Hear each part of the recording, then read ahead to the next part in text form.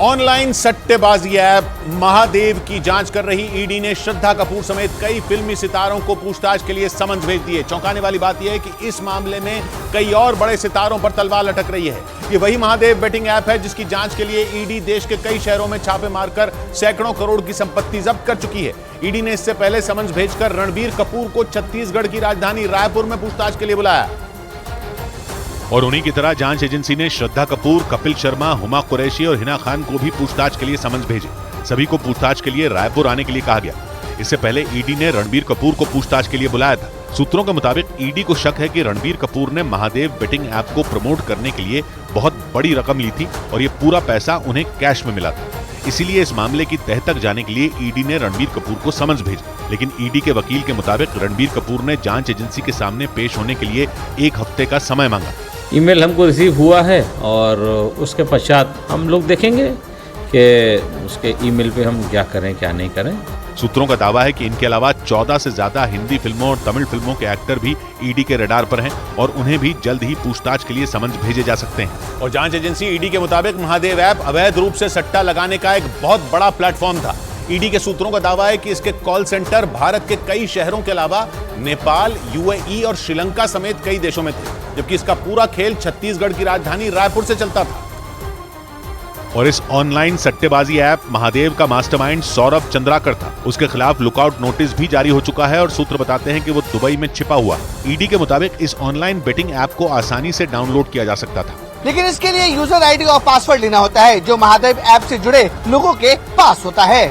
और सूत्र बताते हैं कि ऐप के आईडी और पासवर्ड हजारों रुपए में बेचे जाते थे। आईडी मिलने के बाद इस ऐप से ऑनलाइन सट्टे का कारोबार होता था। इसके बाद हार जीत का पैसा ऑनलाइन तरीके से बैंक खातों में पहुंचा दिया जाता था। जांच में यह भी पता चला कि इस ऐप से जुड़े लोग पैसों का लालच देकर दूसरे लोगों के नाम पर बैंक अकाउंट खुलवाकर उनमें सट्टेबाजी का पैसा मंगवाते थे। लेकिन ईडी के मुताबिक ऑनलाइन सट्टेबाजी ऐप महादेव का मालिक सौरभ चंद्राकर हजारों करोड़ का मालिक बनने से पहले मध्य प्रदेश में जूस की दुकान चलाता था।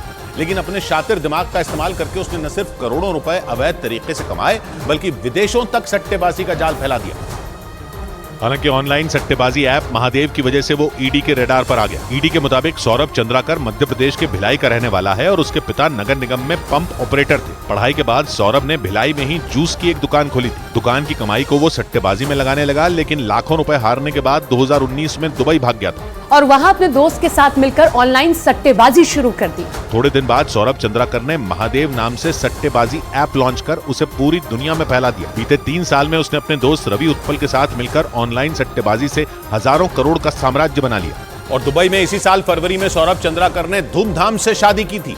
ईडी के सूत्रों के मुताबिक उसने अपनी शादी में 200 करोड़ रुपए खर्च किए थे। मतलब उसने शादी में पानी की तरह पैसा बहाया था। ईडी के सूत्रों के मुताबिक सौरभ ने अपनी शादी में फिल्म इंडस्ट्री के बड़े बड़े सितारों को बुलाया था और इसके बदले उन्हें मोटी रकम दी गई थी। ईडी के सूत्रों के मुताबिक शादी में शामिल फिल्म इंडस्ट्री से जुड़े कलाकारों को सौरभ चंद्राकर ने कैश में पेमेंट की थी। ईडी के सूत्रों के मुताबिक शादी के लिए जिस इवेंट मैनेजमेंट कंपनी को जिम्मेदारी दी गई थी उसे सौरभ चंद्राकर की कंपनी ने 112 करोड़ रुपए हवाला के जरिए कैश में दिए थे और उस कंपनी ने ही शादी में शामिल कलाकारों को उनकी फीस कैश में अदा की थी। क्योंकि ईडी के सूत्रों ने बताया कि सौरभ चंद्राकर की कंपनी पर छापेमारी के दौरान इसके हिसाब किताब से जुड़े कुछ दस्तावेज जांच एजेंसी के हाथ लगे हैं, जिसके बाद इस मामले में रणबीर कपूर, कपिल शर्मा, हुमा कुरैशी, भारती सिंह और हिना खान समेत 14 कलाकारों को समन्स भी भेज दिए गए। ईडी के सूत्रों के मुताबिक कई और कलाकार जांच एजेंसी के रडार पर हैं। और खुफिया एजेंसियों के सूत्रों ने ऑनलाइन सट्टेबाजी ऐप महादेव के मालिक सौरभ चंद्राकर के अंडरवर्ल्ड डॉन दाऊद इब्राहिम से जुड़े होने का दावा कर दिया।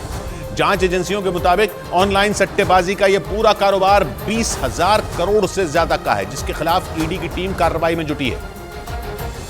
लेकिन खुफिया एजेंसियों के सूत्रों का दावा है कि दुबई में बैठा सौरभ चंद्राकर दाऊद के इशारे पर ही इस ऑनलाइन सट्टेबाजी ऐप को चला रहा था। मतलब सौरभ के संबंध पाकिस्तान में बैठे दाऊद इब्राहिम से भी हैं। सूत्र बताते हैं कि कुछ हफ्ते पहले सौरभ से जेल में बंद गैंगस्टर लॉरेंस बिश्नोई ने करोड़ों रुपए की डिमांड की थी। दावा है कि लॉरेंस बिश्नोई की धमकी के बाद सौरभ चंद्राकर ने उसे अपनी दाऊद इब्राहिम की पहचान होने की धौंस भी दिखाई थी। और सूत्र ये भी बताते हैं कि सौरभ ने लॉरेंस बिश्नोई को अगली बार पैसों के लिए फोन करने पर उसे गंभीर परिणाम भुगतने की धमकी दी थी। खुफिया सूत्रों के मुताबिक सौरभ के दाऊद का नाम लेने के बाद लॉरेंस ने उसे दोबारा कभी फोन नहीं किया।